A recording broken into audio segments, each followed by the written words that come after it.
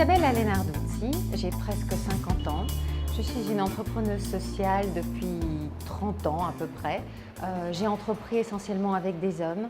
Et en fait, je me suis construite comme un homme, comme les autres. Et au fur et à mesure de ce parcours-là, je me suis rendu compte qu'en fait, oui, il y avait des différences entre, globalement, en tout cas majoritairement, entre les femmes et les hommes, et qu'il fallait vraiment avoir un discours extrêmement positif, extrêmement aussi enthousiasmant vis-à-vis des femmes, pour que les femmes puissent développer leurs projets professionnels sans toujours se couper les ailes, sans se dire « mais j'ai une famille, je ne peux pas », ou simplement « c'est pas à moi de le faire ». Etc.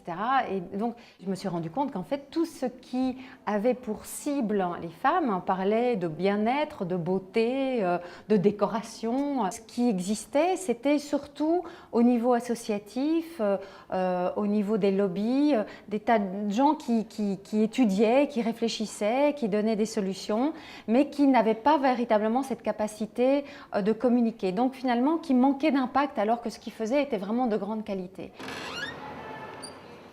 Et donc j'ai décidé de faire Jump et donc le slogan de Jump c'est Empowering Women, Advancing the Economy. C'est comme ça que j'ai commencé par un événement, par le Forum Jump à Bruxelles et puis après que j'ai développé à Paris.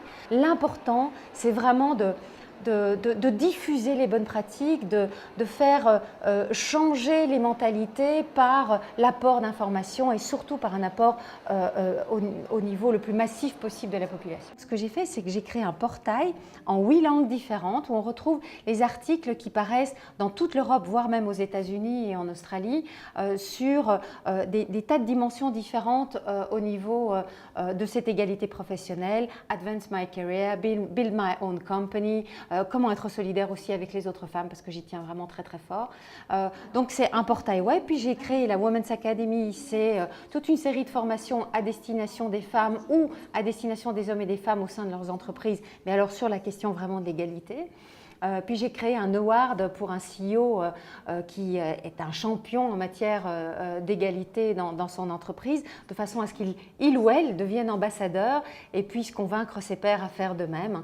On analyse ce qui se fait dans les entreprises et mon job à moi, c'est vraiment non seulement d'analyser, de repérer ce qui se fait de bien, mais surtout de diffuser. C'est là que j'amène une différence, c'est qu'en fait on a de l'impact parce que notre communication a de l'impact. On envoie par exemple notre newsletter 2 fois par mois à plus de 200 000 personnes dans toute l'Europe. Ce qui crée quelque part une espèce de buzz. On utilise évidemment beaucoup les réseaux sociaux parce que c'est pas que rendre plus puissantes les femmes, attention, je ne parle pas de pouvoir, je parle vraiment de puissance intérieure, c'est aussi vraiment comment avoir de l'impact sur l'économie, comment changer l'économie pour avoir une façon de faire au niveau des entreprises qui soit beaucoup plus durable, beaucoup plus inclusive, beaucoup plus solidaire.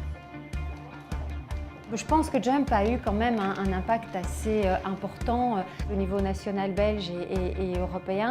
Je suis tout le temps dans les réseaux, dans tout ce qui est regroupement avec différents acteurs, donc que ce soit politique, donc public et privé. D'ailleurs, moi j'ai été la première surprise de la loi sur les quotas de genre dans les conseils d'administration. Je pensais que ça allait prendre beaucoup plus de temps en Belgique. C'est arrivé à peu près en même temps qu'en France.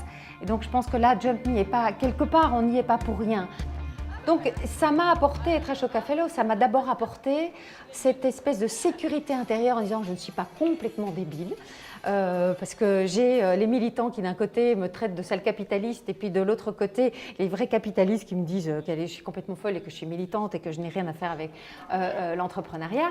Et donc le fait d'être reconnue dans sa différence, c'est super important pour ma sécurité intérieure, pour mon enthousiasme, ma force. Et puis ça me fait rentrer dans une communauté avec des gens à qui je peux effectivement parler librement de mes soucis,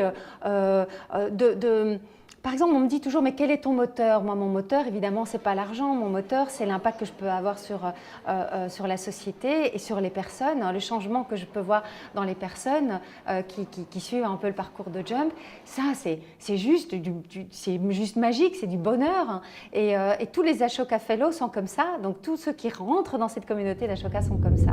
Des moments phares, il y en a vraiment beaucoup, mais la semaine dernière, j'étais à un gros événement Donc j'étais simplement dans la salle et puis à un moment donné, la femme de la CEO de l'année, la top manager de l'année, qui quand elle est montée sur scène, on lui a demandé si elle se sentait féministe. Elle a eu quelques secondes de silence et puis elle a dit: écoutez, je ne sais pas si Isabelle Lénard-Wouthier est là, mais je dois faire très attention à ce que je dis, parce qu'elle m'a dit que la dernière fois quand j'ai dit que j'étais pas féministe, qu'en fait je l'étais sans le savoir, et comme elle me fait avancer sur ce sujet-là. Mais ça veut dire que même sans être directement associé à un événement aussi prestigieux, ben finalement Jump est présent. Et Jump fait avancer les choses, hein, fait avancer les personnes et du coup fait avancer les idées. Et waouh, c'est vraiment ça la plus belle reconnaissance qu'il puisse y avoir.